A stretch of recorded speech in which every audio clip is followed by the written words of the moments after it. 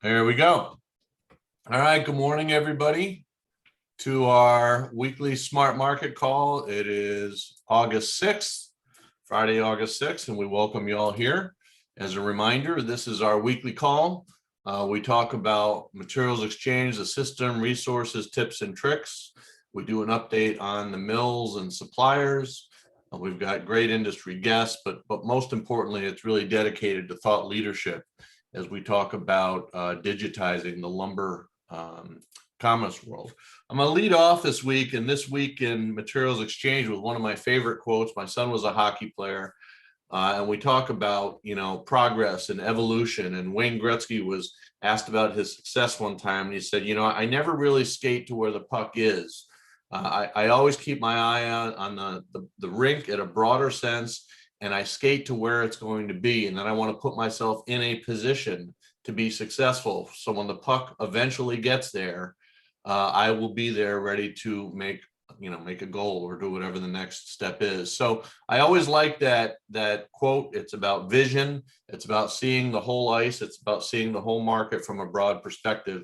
And so that's kind of the theme of today's call. And on that theme, we've got a great guest here today. We introduced him, I think, last week or maybe 2 weeks ago, John Mancine, who is our Chief Technology Officer from Materials Exchange, who has had enough time now to kind of absorb the marketplace, get some observations about lumber purchasing, lumber buying, and certainly has done full stock of the Materials Exchange user interface and our technology. And he's going to talk a little bit today about where the puck is going to be, about where we're skating to, and what the future of Materials Exchange interfaces look like.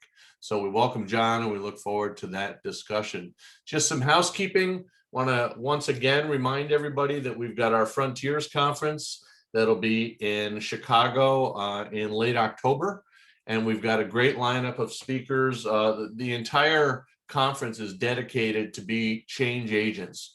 And we've got a lot of folks, speakers involved that come from outside of the industry that have acted as change agents in their particular space. Dustin Cohn from Goldman Sachs. We've got Craig Christensen, who's a national figure with the Pork Producers Association. He'll be talking about how they changed their business model. We just added a new speaker, Lance Healy, who's the founder and CEO of Epiphyte Solutions. I should have practiced that before the show.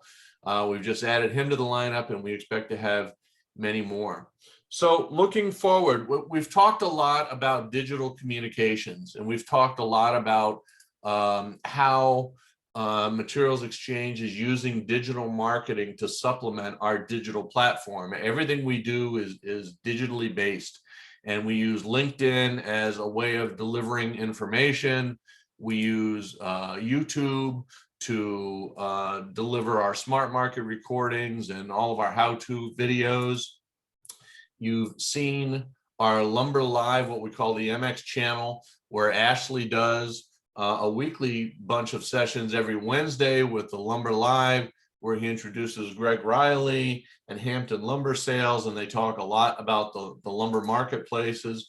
He also does every Thursday with Matt Lehman, Lunch with Lumbermen, which is a great discussion. They're talking more about digitizing the purchasing process. We just introduced last week on the MX channel our mid-morning market review, where Ashley provides color commentary to what's going on in the marketplace, and specifically what's going on on the platform itself. And you probably got to wonder, how does Ashley do all this? Ashley is actually not a real person. Ashley is just a hologram that we have developed for within Materials Exchange. So that's how we actually reproduce Ashley, and that's why he is so prevalent in so many different areas. That was my first 2 weeks, was making his hologram.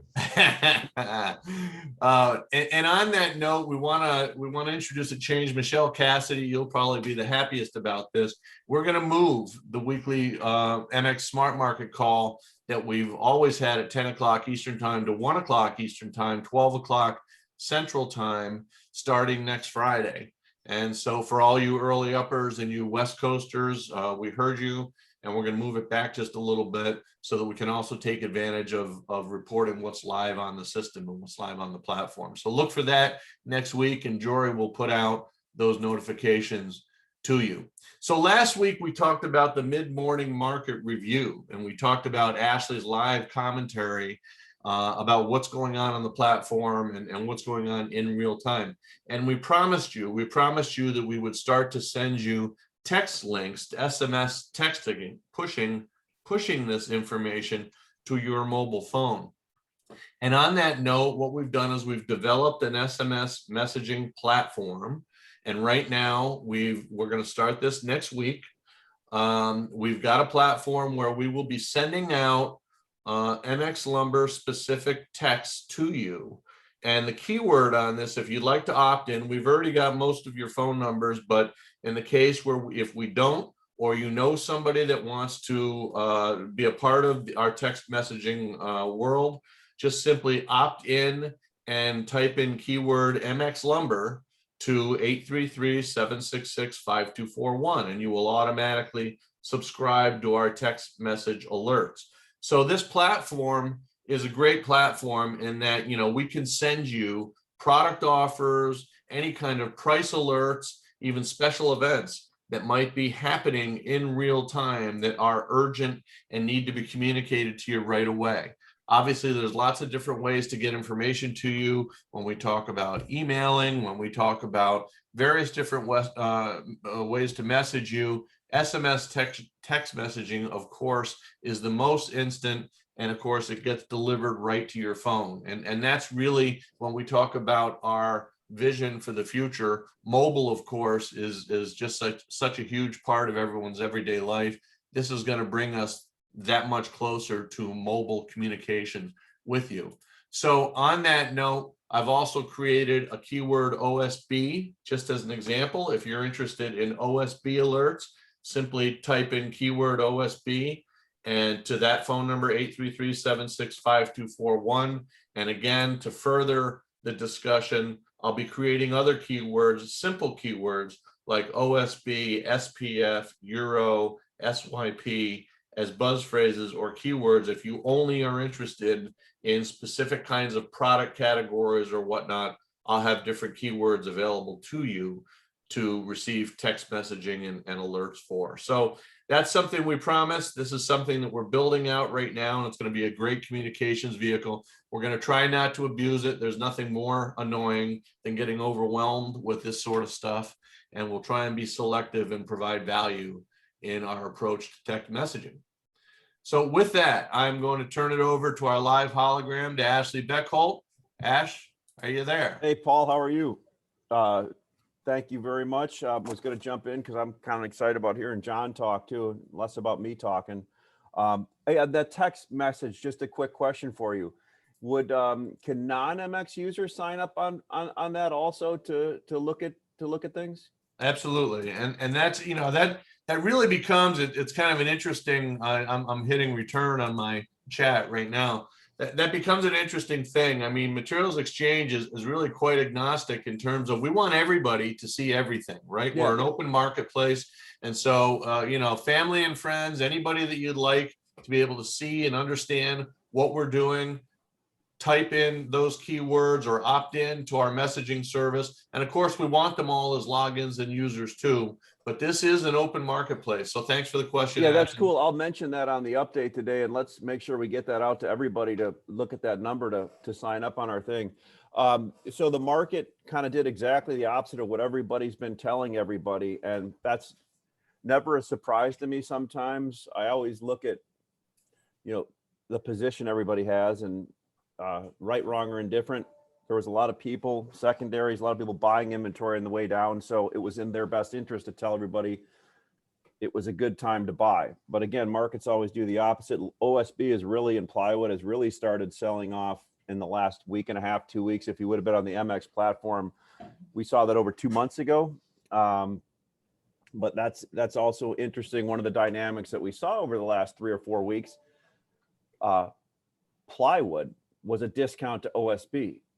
Plywood actually led the move down, and that doesn't happen very often. I think what you'll see is OSB go at a discount to plywood. It may already be there, but OSB kind of is a no bid market right now, and people are looking for that. Lumber in the same respect, depending upon what species it is. Southern pine seems to be not going down as much anymore. I think there was some treated starting to be bought. I guess some home centers are replenishing a few things, but spruce firmed up 2 weeks ago, but it's still looking for offers. The people came back from Ontario, Quebec on their holidays, and they were looking for offers. So I think we're probably trying to see some kind of turn in the market here. The reason I said that is, business still looks pretty good. And I had the honor of being able to be on a call with a bunch of Matt Lehman's kind of inner circle yesterday. When I say inner circle, there are a bunch of independent yards, but also a lot of big builders around the US, anywhere from big multinational builders to small independent builders. And kind of was eye-opening. All of them said that they could build more houses and get more done if they had more labor and more engineered products. So one guy said he has 19 homes he's trying to get under roof in Ohio right now, but he doesn't have the engineered products coming. He said if one engineered product broke one piece, that they couldn't find a replacement for it. So a couple things have to potentially happen there. I-joists are what allow people, and I'm gonna really bring this conversation down so I can understand it better from what they said. You go into somebody's basement in the Midwest or on an upper floor and you see a large span with no walls in the middle that are weight bearing.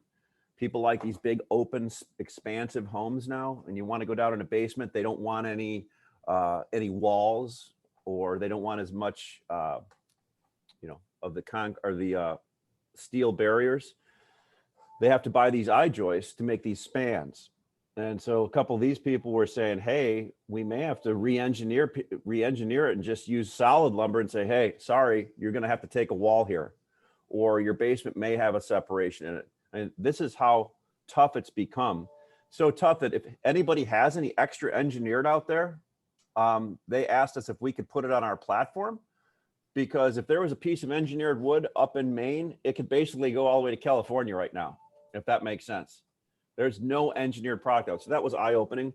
One of our other users in St. Louis, Illinois, that's got a big truss plant said the farthest he ever ships floor trusses is 100 to 200 miles. Think about it, makes sense. You look at a truss, there's a lot of air in the middle. It just logistically doesn't make sense. He shipped trucks 500 miles to Columbus, Ohio last week because the person didn't have enough production in that area at their truss facilities. So if you get the theme here, lumber prices are falling and are trying to catch something because some of them got near the cost of production, but there still is a lot of demand out there that's being held back by labor and other goods, windows and all that. So that's something to keep an eye on. If other things start freeing up, some of this lumber may start flowing. It's a pretty unique position to be in, right? That lumber is being held back because other forest products and other construction products can't get to the job site as fast, right? So we're getting some pent up demand there. So now that we're in that situation, I think a lot of people are trying to get their high priced inventory out of their yards for a long time. I think people had a big pile. The reason we go to $1,700 $1,000 is because everybody buys too much inventory. I think some people got out of their inventory quickly. One of the smaller independent yards in that call yesterday, who cycled through their inventory and has lower priced inventory, has all these big builders coming to their hot place now because the bigger retail yards are working through their piles. These guys work through them quicker. So you can see the theme there. We're starting to get this higher priced wood that everybody thought the market would come back and save us and lower and be able to get the numbers. Probably not going to happen. Everybody's got to cycle that through and take their lumps on it.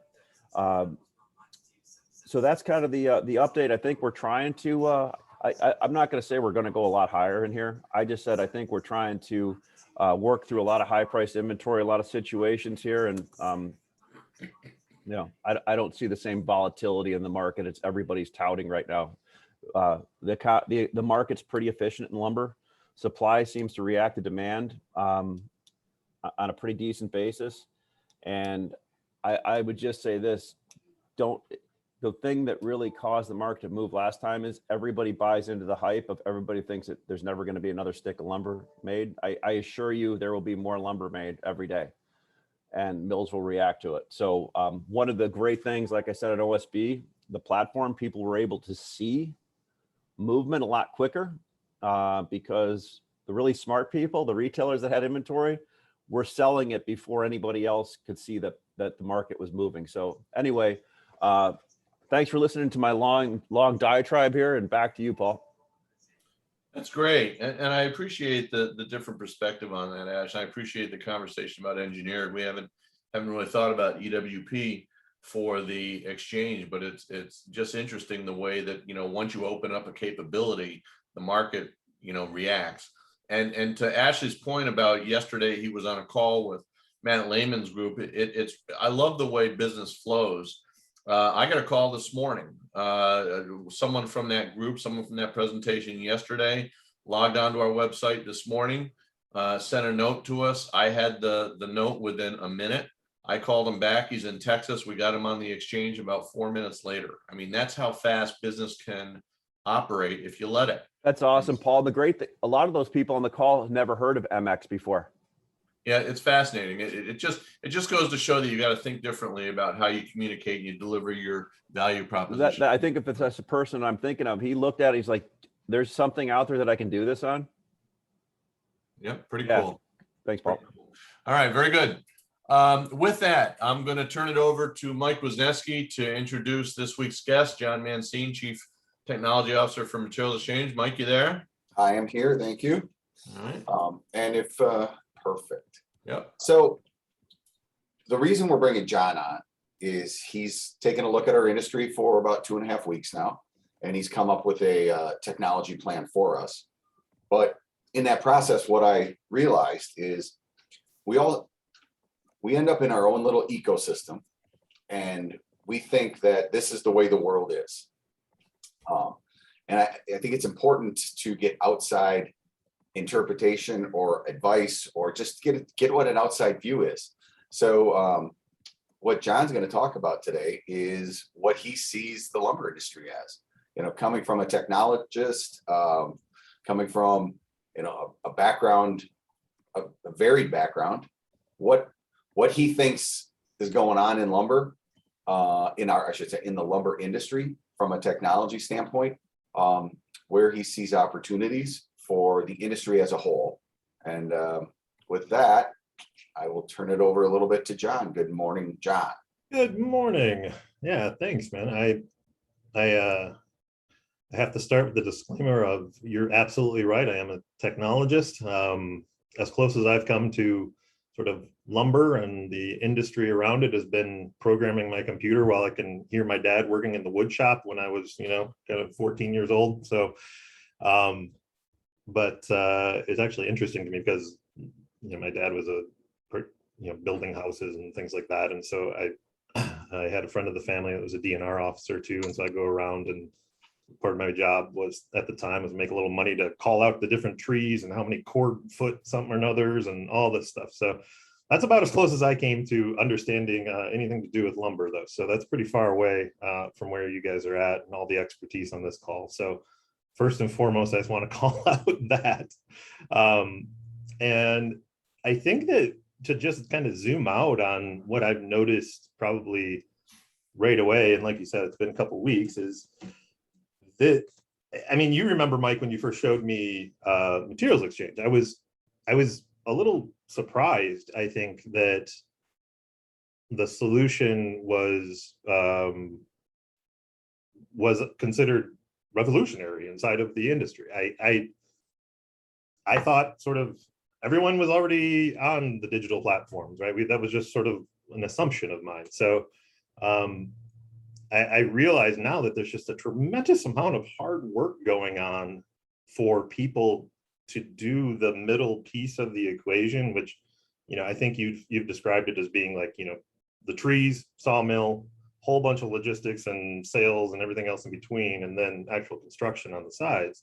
And we've got technology on both of those ends, right? I've seen the really high-tech ways that they're figuring out exactly how to get a board out of a tree and how many boards they can get and all of that. But then when you move to the middle, I was shocked to hear about, the call around is still, that's the kind of the way things are done. But that said, I was delighted to hear that as well, because it's a huge opportunity to make this market really sing, especially as huge as it is. I had no idea how much was involved financially, just how much money is moving through these industries. So it's been a hell of an education for me. And so when you're 2.5 weeks in, and you've talked to some people. Now it's crystal clear. Now it's crystal clear. What do you think like the most low hanging fruit is? Like, Yeah, I think that what Paul's already started to hit on before was communications, right? I mean, just how do we accelerate the communication to empower people to just save time in their day from having to do the typical call around, email around, upload something to get a quote on, and then get it back to you and compare that to other quotes and all the things that are going on. I think you need to meet people where they are first. And that's why I think that it's really good that we find automated ways to just help people be informed so that they don't have to sit at their computer all day and look at it, right? And we're going to head in a direction where this will become even more apparent, where your phone will just buzz. And right now, you'll get an SMS text. Sorry for the noise here, but how far can we take that, right? Like, how far can we make it so that as somebody in the industry who needs to buy or needs to sell, how can we make it so that it's just so simple that you can put in what you want and maybe you get a notification and you can decide while you're at lunch, right? Do you want to take that trade? Yes or no? Reply back. There's a lot we can do just on that front, I think, when it comes to starting out the communication layer. And then you get to the app level, right? And now the app, there's no shortage of awesome things that we can build. I think that, first and foremost, let's make it so that it's the easiest app anyone's ever seen, right? Let's get this so that, because there's no reason. A lot of times there's technology that people go, well, why isn't everyone using this? Like, what's the problem, right? And what's going on? And sometimes the answer is just, well, it's a little complicated and it's a little difficult to understand. And what I would like to see is just, let's become the easiest way, right, to make this happen for trading. And I think we're well on our way to do that, right? And lots of feature ideas, lots of stuff to talk about that we could go through. So like when you start a project or you're looking at a situation, what's your process? And you could, like, an example from your past, say something at Peapod. So, the people on the call here can understand what goes through the mind of a technologist. Yeah, I mean, I think it's first you have to understand your customer. And that's where I really, really want to learn from everyone on this call. I mean, I have so much to learn about what exactly are the problems that, we can empower people to solve, right? That we can help solve, that brings that forward. So the first thing is learning. Like, I need to understand the customer pain points. And you do that with a designer in the room. You do that with, sometimes people pay to get tons of user testing, customers to give them feedback or those kinds of forums that you get feedback. So the first and foremost thing is get close to the customer and learn what's the product really got to be, right? And then when you head into design, how much can you remove? That's, if you think about companies that have really nailed product design, they challenge themselves to remove as much as possible. And that's why I think that, no offense to the Android users on the call, but that's why iPhone is Apple has dominated design, is because they go through that really hard process of what can we remove to just make this as simple as possible. So that's another part of the step. So you start with the learning, then you put the design together of you shoot for the stars for exactly what the ideal is. And then you have to really scope out the priority of that. So then we take what we learned from the customer, we take what we're shooting for the ideal, and then we marry those two together, plus scope and capacity and time and any other constraints, prioritize those and start delivering. I could geek out on all kinds of other steps in that details, but that's really what it's about. I think it's mostly listening, and it's all iterative. That's one thing I want to be really clear about, is that technologies these days, like a long time ago, it was take 6 months, build something, or take 6 years and build something, and then just throw it over the fence and hope you were right. That's not how we'll proceed with this. Like, we want to be very transparent with our product. I think we want to build the next version with our customers heavily involved. Hopefully, I've been kicking around some ideas about a beta program and things like that, so that we keep that iteration going. Right? You got to keep learning on what is going to make the system better, and not paint yourself in a corner too much with the technology that you can't have that flexibility. So back with the e-commerce for groceries, what's something that failed? Like, what did you do or create some feature, whatever, some project that absolutely failed, and why did it fail? Like, what was the missing piece? What did you learn from it? So now I have to be a little careful. I have to think of what NDAs I've signed, right? But no, I can think of, in general terms, the areas that are usually the biggest struggle are, I almost never see them to be pure technology problems, to be honest with you. Like, there's very few times when you sit down and you go, I mean, honestly, software is the closest thing we have to magic, other than maybe magnets, right? I mean, software it doesn't really exist. You can do whatever you want, and it's just out in the ether, right? So there's no reason that we can't really bend it to whatever we want. But the problem that starts is when people don't understand the different communication in between. So somebody's expecting one thing, the technology constraints are another thing, and it's usually been human problem that has led to the communication breakdowns that would lead to a project failing like that. So basically, it's a broken process that you put technology to, and it continues to break. That's right. Like, technology doesn't just solve it on its own, right? I mean, that's why the human element here, and why I'm excited to just be on this call, is that I have to learn, right? We have to learn, because it's just a tool. Technology is just going to be a tool. And what tools do we need to build for our customers that's really going to make it so that they can just be more successful, right? Which of course makes us more successful too. So it's interesting you say that. One of the broken problems with the way the call around market works is that it's so limited in the number of communications you can have, right? So you try to get a survey of the market, right, and you're limited by how many data points you can collect. Right. So I look and I see some other solutions out there or in the past, and all they've tried to do was automate what I say is already broken. The call around market is a broken market if your goal is to get every possible data point. Yeah, that's not going to exist in 10 years, right? I mean, it's not going to be a thing. I don't think anybody really truly believes that that's how people will operate. I mean, it's just sort of like, I don't have a fax machine, I don't have a printer anymore. I mean, so these things they're just going to go away, which is why I think helping our customers be on the forefront of that, and not get left behind, is going to be, it's exciting. It's a huge thing to do.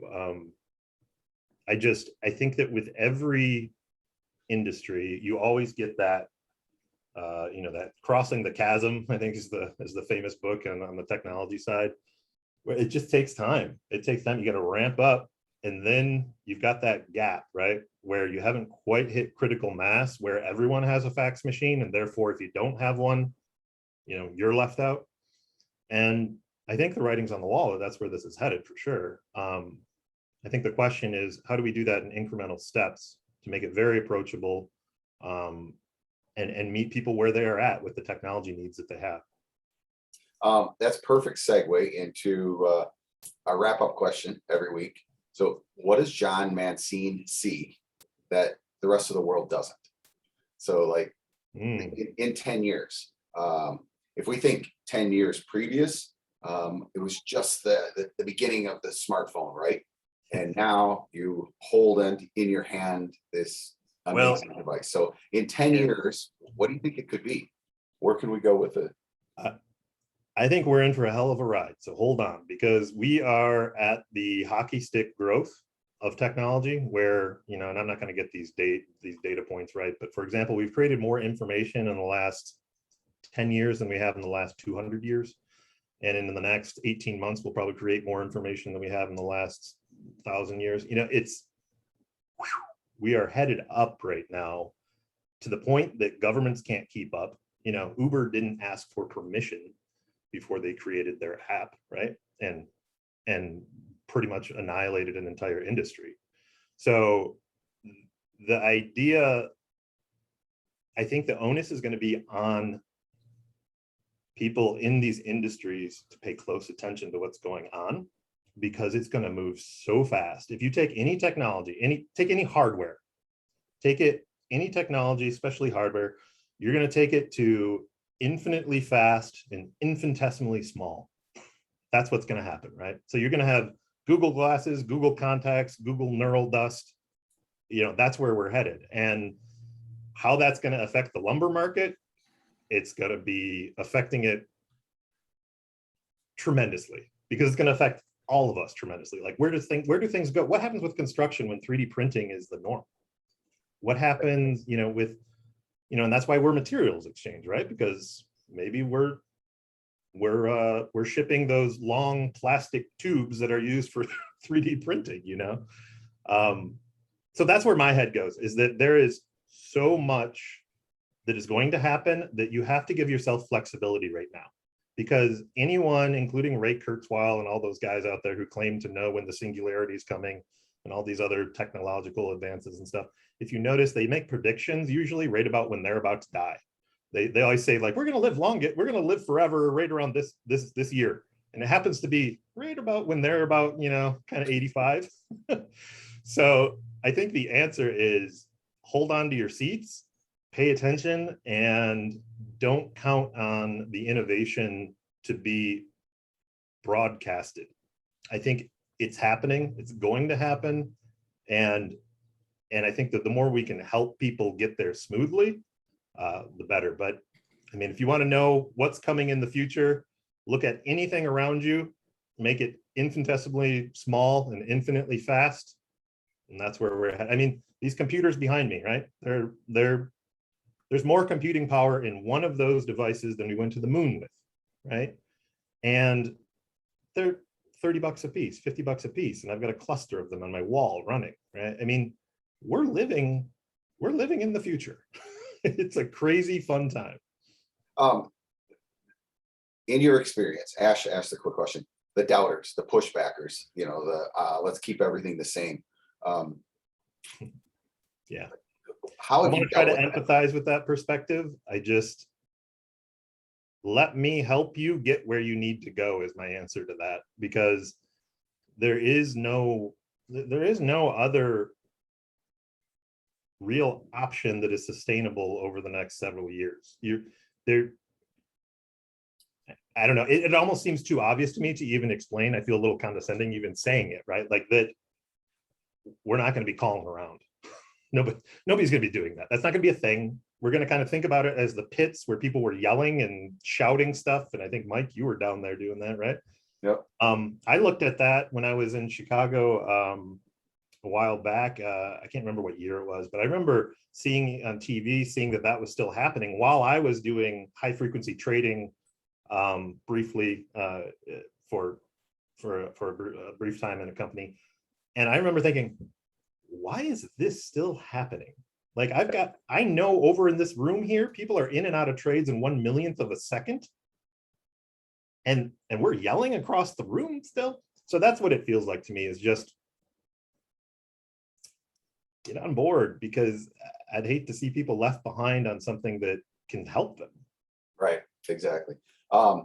That's great insight. And what you say, I agree with. I look at it just a little shorter time frame. 5G, the speed with which data can move around, and move around without the cable, without the wire, right? Oh, yeah. That's going to be the next, like in the next 2 to 3 years, it's going to blow up people's minds. And that 5G and that speed is going to increase information. Like you said, we're going to create more information in 18 months than we created in 1,000 years. That's cool. Thank you. If anyone ever has any questions from a technology standpoint, John is an open book and a great resource. Please feel free to reach out to us. Yes, and please reach out too if you've got just something to teach me. Like if you're thinking, hey dummy, you need to know this about what I do, so that we make the right tools. I would love to hear that. I'm not I'm an expert in some things, but I am a newbie in some of these other fields. So please help me too. All right, thanks. Paul, back to you. Very cool. And thanks for that insight. I appreciate it. You know, it's funny. I used to, years ago, I used to work for an association, and we had very, very large trade shows that we ran. And one morning at the opening breakfast, I had about 1,500 people in the room, and I introduced a guy by the name of Ted Leonsis. I don't know if anybody knows who Ted Leonsis, and this was back in 1992. Ted Leonsis is now the owner of the Washington Capitals hockey team. But back then he was one of the founders of America Online.